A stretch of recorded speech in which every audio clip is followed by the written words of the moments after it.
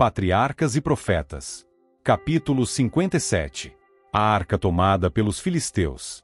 Este capítulo é baseado em 1 Samuel capítulos 3 a 7. Outra advertência deveria ser dada à casa de Eli. Deus não podia comunicar-se com o sumo sacerdote e seus filhos. Os pecados deles, qual densa nuvem, haviam excluído a presença de seu Espírito Santo. Mas, em meio do mal, o menino Samuel permanecia fiel ao céu, e dar a mensagem de condenação à casa de Eli foi sua missão, como profeta do Altíssimo que era. A palavra do Senhor era de muita valia naqueles dias. Não havia visão manifesta.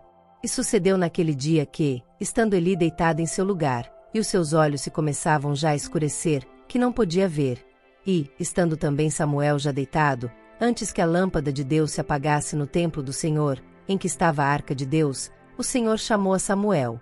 Supondo ser a voz de Eli, o menino foi apressadamente para junto do leito do sacerdote, dizendo: Eis-me aqui, porque tu me chamaste. A resposta foi: Não te chamei eu, filho meu, torna a deitar-te. 1 Samuel 3, versos 1 a 5. 3 vezes Samuel foi chamado, e 3 vezes respondeu de modo semelhante. E então Eli se convenceu de que o misterioso chamado era a voz de Deus. O Senhor preterira o seu servo escolhido, o homem de cabelos brancos, para comunicar-se com uma criança. Isto em si mesmo era uma repreensão amarga, porém merecida, a Eli e sua casa. Nenhum sentimento de inveja ou suspeita despertou-se no coração de Eli. Recomendou a Samuel que respondesse, se de novo fosse chamado. Fala, Senhor, porque o teu servo ouve. Mais uma vez foi ouvida a voz, e o menino respondeu: Fala, porque o teu servo ouve. 1 Samuel 3, versos 9 e 10. Tão aterrado ficou com o pensamento de que o grande Deus lhe falaria, que não pôde lembrar-se das palavras exatas que Eli mandou dizer. E disse o Senhor a Samuel: Eis aqui vou eu a fazer uma coisa em Israel, a qual todo que ouvir lhe tinirão ambas as orelhas. Naquele mesmo dia suscitarei contra Eli tudo quanto tenho falado contra sua casa, começá-lo-ei e acabá-lo-ei. Porque já eu lhe fiz saber que julgarei a sua casa para sempre, pela iniquidade que ele bem conhecia, porque, fazendo-se os seus filhos abomináveis, não os repreendeu. Portanto, jurei à casa de Eli que nunca jamais será expiada a iniquidade da casa de Eli com sacrifício nem com oferta de manjares. 1 Samuel 3, versos 11 a 14. Antes de receber de Deus esta mensagem, Samuel ainda não conhecia ao Senhor, e ainda não lhe tinha sido manifestada a palavra do Senhor. Isto é, ele não estava familiarizado com tais manifestações diretas da presença de Deus conforme eram concedidas aos profetas. Foi o propósito do Senhor revelar-se de uma maneira inesperada, para que Eli viesse ouvir a tal respeito por meio da surpresa e indagação do jovem. Samuel ficou cheio de temor e espanto, ante o pensamento de ter-lhe sido confiada uma mensagem tão terrível. Pela manhã se dirigiu aos seus deveres como de costume, mas com um grande peso em seu coração juvenil. O Senhor não o havia mandado revelar a terrível denúncia, donde o permanecer ele em silêncio, evitando, tanto quanto possível, a presença de Eli. Tremia, receoso de que alguma pergunta o compelisse a declarar os juízos divinos contra aquele a quem amava e reverenciava. Eli estava certo de que a mensagem predizia alguma grande calamidade, a ele e sua casa. Chamou Samuel, e ordenou-lhe que relatasse fielmente o que o Senhor revelara. O jovem obedeceu, e o idoso homem prostrou-se em humilde submissão à pavorosa sentença. O Senhor é, disse ele, faça o que bem parecer aos seus olhos. 1 Samuel 3, versos 7 e 18. Todavia, Eli não manifestou os frutos do verdadeiro arrependimento. Confessou sua falta, mas deixou de renunciar ao pecado. Ano após ano o Senhor retardava os seus ameaçados juízos. Muito se poderia ter feito naqueles anos para remir as faltas do passado, mas o idoso sacerdote não adotou medidas eficazes para corrigir os males que estavam a poluir o santuário do Senhor, e levando em Israel milhares à ruína. A paciência de Deus deu lugar a que Ofni e Finéias endurecessem o coração, e se tornassem ainda mais audazes na transgressão. As mensagens de advertência e reprovação à sua casa foram por ele dadas a conhecer a nação toda. Por este meio ele esperava até certo ponto contrariar a má influência de sua passada negligência. Mas as advertências foram desatendidas pelo povo, assim como haviam sido pelos sacerdotes. O povo das nações circunvizinhas também, o qual não ignorava as iniquidades abertamente praticadas em Israel, tornou-se ainda mais audaz em sua idolatria e crime. Não experimentavam a intuição de culpa pelos seus pecados, como teriam feito caso houvessem os israelitas preservado a sua integridade. Aproximava-se, porém, o dia da retribuição. A autoridade de Deus havia sido posta de lado e seu culto negligenciado e desprezado, e tornou-se necessário intervir ele para que se mantivesse a honra de seu nome. E Israel saiu ao encontro, à peleja, aos filisteus, e se acamparam junto a Ebenezer, e os filisteus se acamparam junto a Afeque. Esta expedição foi empreendida pelos israelitas sem o conselho do Senhor, sem o apoio de sumo sacerdote ou profeta. E os filisteus se dispuseram em ordem de batalha, para sair ao encontro a Israel, e, estendendo-se a peleja, Israel foi ferido diante dos filisteus, porque feriram na batalha, no campo, uns 4.000 homens. Voltando para o acampamento a força fragmentada e desalentada, disseram os anciãos de Israel: por que nos feriu o Senhor hoje diante dos filisteus? A nação estava madura para os juízos de Deus, e no entanto não viam que seus próprios pecados haviam sido a causa daquele terrível revés. E disseram: tragamos de Siló a arca do concerto do Senhor, e venha no meio de nós, para que nos livre da mão de nossos inimigos.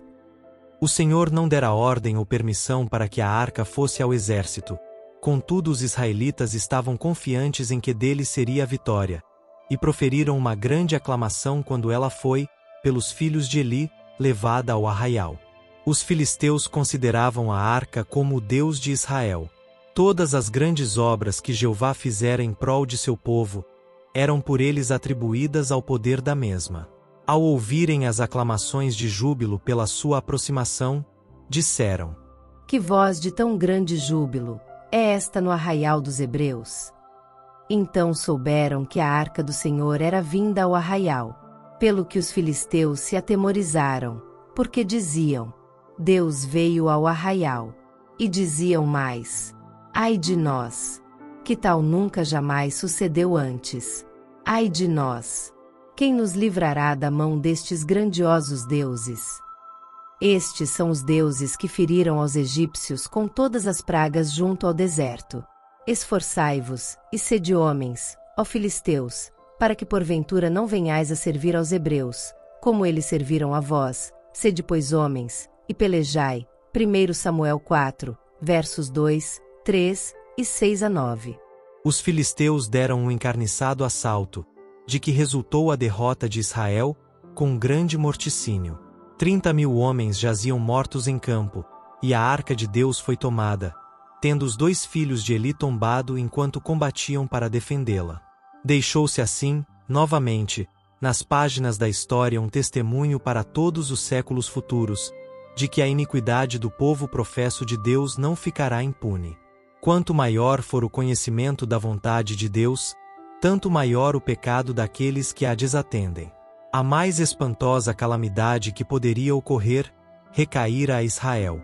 A arca de Deus fora apreendida, e estava em poder do inimigo. A glória havia verdadeiramente se afastado de Israel quando o símbolo da presença e poder contínuos de Jeová foi removido do meio deles.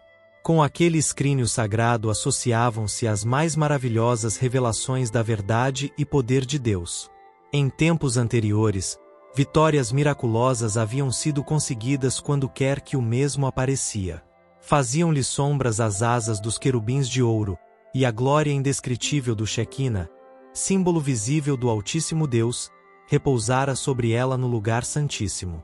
Mas agora não trouxera vitória alguma. Não se mostrara ser uma defesa nesta ocasião, e havia pranto por todo o Israel. Não se haviam compenetrado de que sua fé era simplesmente uma fé nominal, e perderam o poder da mesma para prevalecerem com Deus. A lei de Deus, contida na arca, era também um símbolo de sua presença, mas haviam lançado o desprezo aos mandamentos, desdenharam suas reivindicações e contristaram o Espírito do Senhor de modo que se retirou do meio deles. Quando o povo obedecia aos santos preceitos, o Senhor estava com eles, para agir em prol deles, com seu poder infinito. Mas, quando olharam para a arca, e não a puseram em relação com Deus, e tampouco honraram sua vontade revelada pela obediência à sua lei, serviu-lhes ela de pouco mais que uma caixa comum. Olhavam para a arca como as nações idólatras olhavam para os seus deuses, como se ela possuísse em si os elementos de poder e salvação. Transgrediam a lei que nela se continha, pois o seu mesmo culto à arca determinou a formalidade, a hipocrisia e a idolatria. Seu pecado separara de Deus, e ele não lhes poderia dar a vitória antes que se arrependessem e abandonassem sua iniquidade. Não bastava que a arca e o santuário estivessem no meio de Israel. Não bastava que os sacerdotes oferecessem sacrifícios, e que o povo fosse chamado filhos de Deus. O Senhor não toma em consideração o pedido daqueles que acariciam a iniquidade no coração. Está escrito que o que desvia os seus ouvidos de ouvir a lei, até a sua oração será abominável. Provérbios 28, verso 9. Quando o exército saiu para a batalha, Eli, cego e velho, havia ficado em Siló.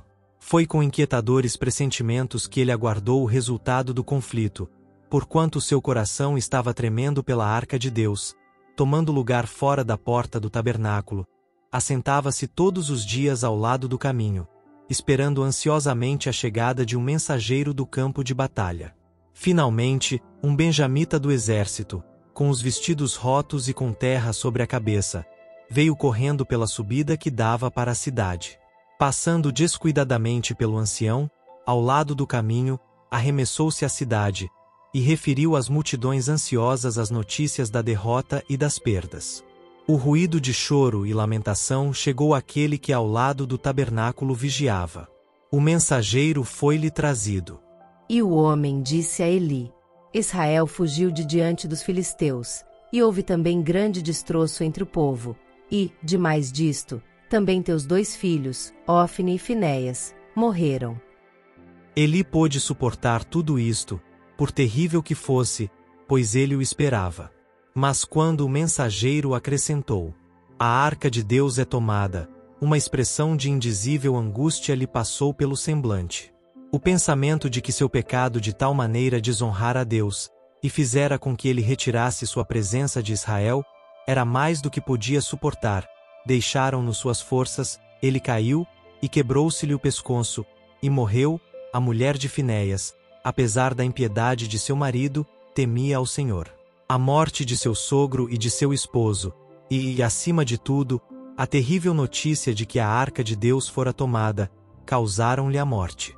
Compenetrou-se de que a última esperança de Israel havia desaparecido, e deu à criança nascida nesta hora de adversidade o nome de Icabode, ou Inglório, dizendo, chorosa, com sua respiração moribunda, as palavras: Foi-se a glória de Israel. Porquanto a arca de Deus foi levada presa. 1 Samuel 4, versos 11, 12 e 17 a 22. Mas o Senhor não havia rejeitado o seu povo inteiramente, tampouco toleraria por muito tempo a exultação dos gentios. Usará os filisteus como instrumento para punir Israel, e empregou a arca para castigar os filisteus. Nos tempos passados a presença divina a acompanhara, a fim de ser ela a força e glória de seu povo obediente. Aquela presença invisível ainda a acompanharia para levar o terror e a destruição aos transgressores de sua santa lei. O Senhor muitas vezes emprega seus piores inimigos para punir a infidelidade de seu povo professo. Os ímpios podem triunfar por algum tempo, vendo Israel sofrer o castigo, mas virá o tempo em que eles também deverão defrontar-se com a sentença de um Deus santo, que odeia o pecado. Onde quer que a iniquidade seja acalentada, seguir-se-ão, rápidos e infalíveis, os juízos de Deus. Os filisteus levaram a arca, triunfalmente, para Asdod, uma de suas 5 cidades principais, e a colocaram na casa de seu deus Dagom. Pensaram que o poder que até ali havia acompanhado a arca seria deles, e que este, unido com o poder de Dagom, torná-los-ia invencíveis. Mas, ao entrar no templo no dia seguinte, viram um quadro que os encheu de consternação. Dagom tinha caído sobre seu rosto em terra, diante da arca de Jeová. Os sacerdotes reverentemente ergueram o ídolo, e o repuseram em seu lugar. Mas, na manhã seguinte, encontraram-no mutilado de maneira singular, jazendo de novo sobre a terra, diante da arca. A parte superior deste ídolo era semelhante à de um homem, e a inferior tinha a semelhança de peixe. Todas as partes que se assemelhavam à forma humana tinham sido agora separadas, e apenas permanecia o corpo de peixe. Sacerdotes e povo ficaram tomados de terror, consideraram este misterioso acontecimento como um mau agouro, anunciando destruição para eles e seus ídolos, diante do Deus dos Hebreus. Mudaram então a arca de seu templo, e a colocaram em um edifício à parte. Os habitantes de Asdod foram feridos de uma doença aflitiva e fatal. Lembrando-se das pragas que foram infligidas ao Egito pelo Deus de Israel, o povo atribuiu suas aflições à presença da arca entre eles. Foi resolvido transportá-la a Gate. Mas a praga seguiu de perto a sua mudança, e os homens daquela cidade a enviaram para Ecrom. Ali o povo a recebeu aterrorizado, exclamando: Transportaram para mim a arca do Deus de Israel, para me matarem, a mim e ao meu povo. Volveram aos seus deuses em busca de proteção, como o povo de Gate e Asdod haviam feito. Porém a obra do destruidor continuou até que em sua angústia o clamor da cidade subia até o céu. 1 Samuel 5, versos 10 e 12. Receando conservar por mais tempo a arca entre as casas dos homens, o povo em seguida colocou-a em pleno campo. Seguiu-se então uma praga de ratos, que infestou a terra, destruindo os produtos do solo, tanto nos celeiros como no campo. Completa destruição, pela doença e pela fome, ameaçava agora a nação. Durante 7 meses, a arca permaneceu na Filístia, e durante este tempo os israelitas não fizeram esforços para a recuperarem. Mas estavam agora os filisteus tão ansiosos para se livrarem de sua presença como haviam estado para a obterem. Em vez de ser uma fonte de força para eles, foi um grande peso e grave maldição. Contudo não sabiam o que fazer, pois aonde quer que ela ia, seguiam-se os juízos de Deus.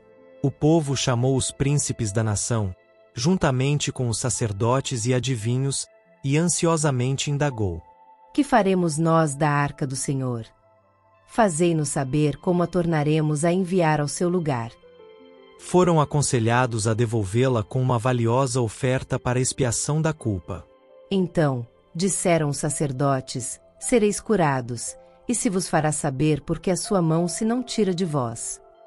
Para desviar ou remover uma praga, era antigamente costume entre os gentios fazer-se uma imagem de ouro, prata ou outro material, daquilo que causava destruição, ou do objeto ou parte do corpo especialmente atacada.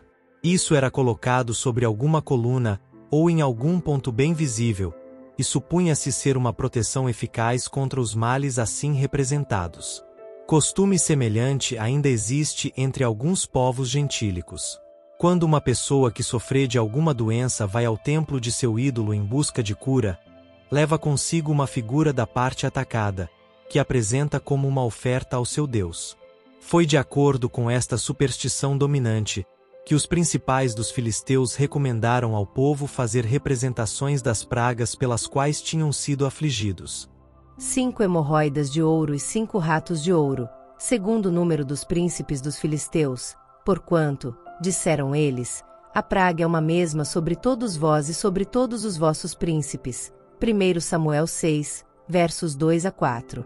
Aqueles magos reconheciam que um poder misterioso acompanhava a arca, poder este que eles não tinham sabedoria para enfrentar. Contudo não aconselhavam o povo a desviar-se de sua idolatria para servirem ao Senhor. Odiavam ainda ao Deus de Israel, embora compelidos pelos juízos esmagadores a submeter-se à sua autoridade. Assim os pecadores podem convencer-se pelos juízos de Deus de que é inútil contender contra ele. Podem ser obrigados a sujeitar-se ao seu poder, enquanto no coração se rebelam contra o seu domínio. Tal submissão não pode salvar o pecador. O coração deve render-se a Deus, deve ser subjugado pela graça divina, antes que o arrependimento do homem possa ser aceito. Quão grande é a longanimidade de Deus para com os ímpios! Os filisteus idólatras e o relapso Israel haviam semelhantemente desfrutado dos dons de sua providência. 10 milhares de bênçãos, sem que fossem notadas, estiveram a cair silenciosamente no caminho de homens ingratos e rebeldes. Cada bênção lhes falava do doador, mas eles eram indiferentes ao seu amor. A paciência de Deus era muito grande para com os filhos dos homens, mas, quando persistiam contumazes em sua impenitência, ele removia deles sua mão protetora. Recusaram-se a escutar a voz de Deus nas obras criadas, e nas advertências, conselhos e reprovações de sua palavra, e assim ele foi obrigado a falar-lhes por meio de juízos. Alguns houve entre os filisteus que estavam prontos a opor-se à volta da arca à sua própria terra. Tal reconhecimento do poder do Deus de Israel seria humilhante ao orgulho da Filístia. Mas os sacerdotes e os adivinhadores, 1 Samuel 6, verso 2, aconselharam o povo a não imitar a teimosia de Faraó e dos egípcios, e assim trazer sobre si ainda maiores aflições. Propuseram então um plano que ganhou o assentimento de todos, e imediatamente foi posto em execução. A arca, juntamente com a oferta feita de ouro, para a expiação da culpa, foi posta em um carro novo, prevenindo assim todo o perigo de contaminação. A este carro foram ligadas 2 vacas sobre cujo pescoço nunca havia sido posto jugo. Seus bezerros foram presos em casa, e as vacas foram deixadas livres para irem onde quisessem.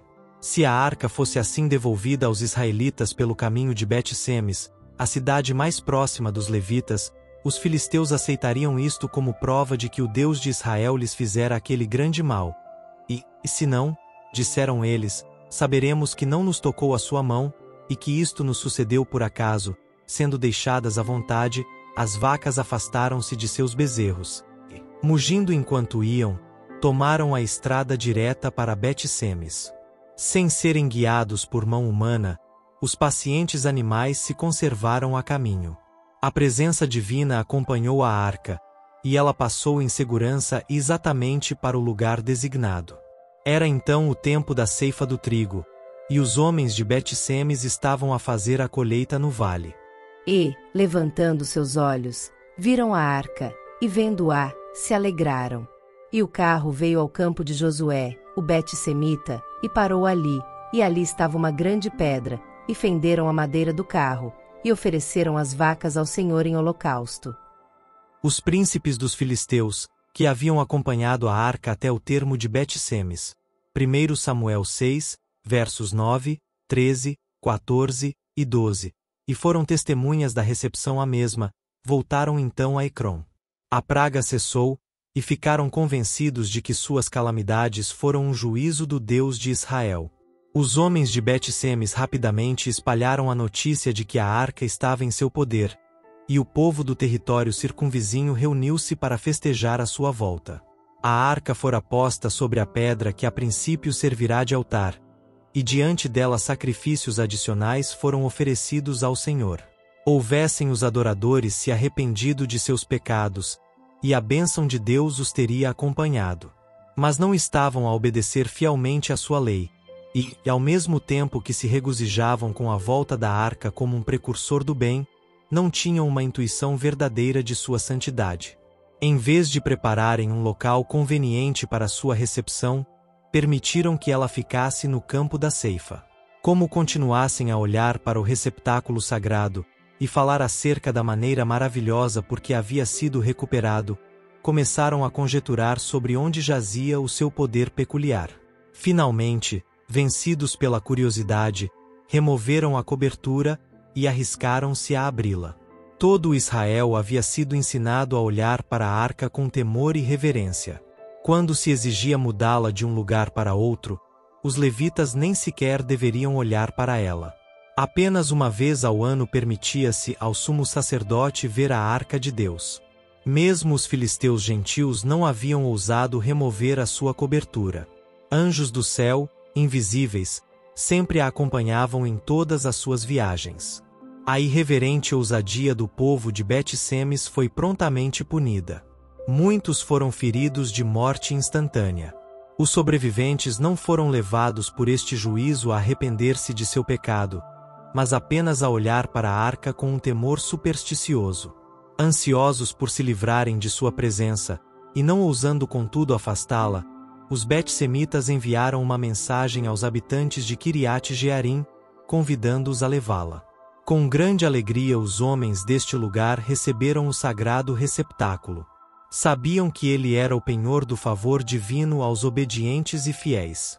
Com solene alegria levaram-na à sua cidade, e a colocaram na casa de Abinadab, levita. Este homem designou seu filho Eleazar para cuidar da mesma, e ela ali ficou durante muitos anos. Durante os anos que se passaram desde que o Senhor se manifestara pela primeira vez ao filho de Ana, viera a vocação de Samuel ao ofício profético a ser reconhecida por toda a nação. Transmitindo fielmente a advertência divina à casa de Eli, por penoso e probante que tivesse sido este dever, Samuel dera prova de sua fidelidade como mensageiro de Jeová, e o Senhor era com ele, e nenhuma de todas as suas palavras deixou cair em terra. E todo o Israel, desde Dan até Berseba, conheceu que Samuel estava confirmado por profeta do Senhor. Os israelitas, como uma nação, continuavam ainda em estado de irreligião e idolatria, e como castigo permaneceram sujeitos aos filisteus. Durante este tempo Samuel visitou as cidades e aldeias por todo o país, procurando volver o coração do povo ao Deus de seus pais, e seus esforços não ficaram sem bons resultados. Depois de sofrerem a opressão de seus inimigos durante 20 anos, os israelitas lamentavam após o Senhor, aconselhou-o Samuel. Se com todo o vosso coração vos converterdes ao Senhor, tirai dentre vós os deuses estranhos e os astarotes, e preparai o vosso coração ao Senhor, e servi a Ele só. 1 Samuel 7, verso 3. Aqui vemos que a piedade prática, a religião do coração, era ensinada nos dias de Samuel como foi por Cristo quando ele esteve na terra. Sem a graça de Cristo, as formas exteriores da religião eram destituídas de valor para o antigo Israel.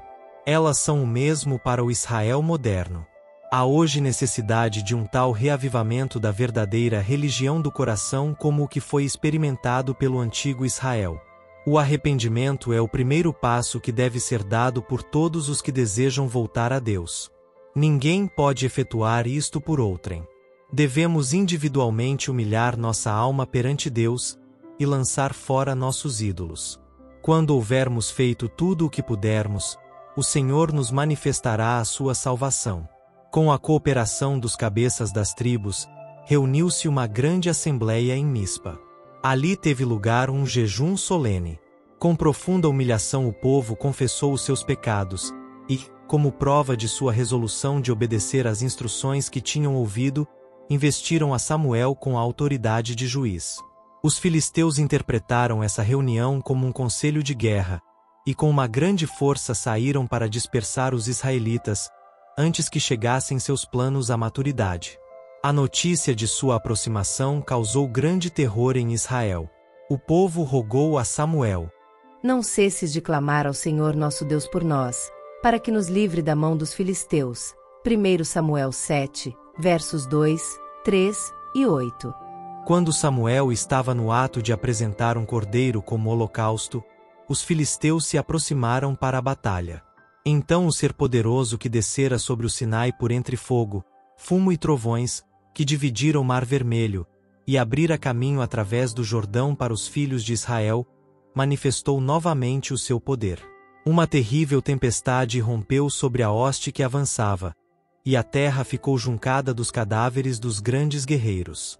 Os israelitas tinham ficado em silencioso pavor, a tremer, com esperança e medo. Quando viram a matança de seus inimigos, souberam que Deus havia aceito o seu arrependimento. Embora não estivessem preparados para a batalha, tomaram as armas dos filisteus mortos e perseguiram o exército fugitivo a Bet-Car. Esta assinalada vitória foi ganha no mesmo campo em que, 20 anos antes, Israel fora ferido diante dos filisteus, tendo sido mortos os sacerdotes, e tomada a arca de Deus. Para as nações bem como para os indivíduos, o caminho da obediência a Deus é o caminho da segurança e da felicidade, enquanto o da transgressão apenas leva ao revés e à derrota. Os filisteus foram agora subjugados de maneira tão completa que entregaram as fortalezas que haviam tomado a Israel, e abstiveram-se de atos de hostilidade por muitos anos. Outras nações seguiram este exemplo, e os israelitas desfrutaram paz até o fim da administração unipessoal de Samuel. A fim de que essa ocasião não fosse jamais esquecida, Samuel ergueu, entre Mispa e Sem, uma grande pedra como memorial. Chamou o seu nome Ebenezer, a pedra da ajuda, dizendo ao povo: Até aqui nos ajudou o Senhor. 1 Samuel 7, verso 12.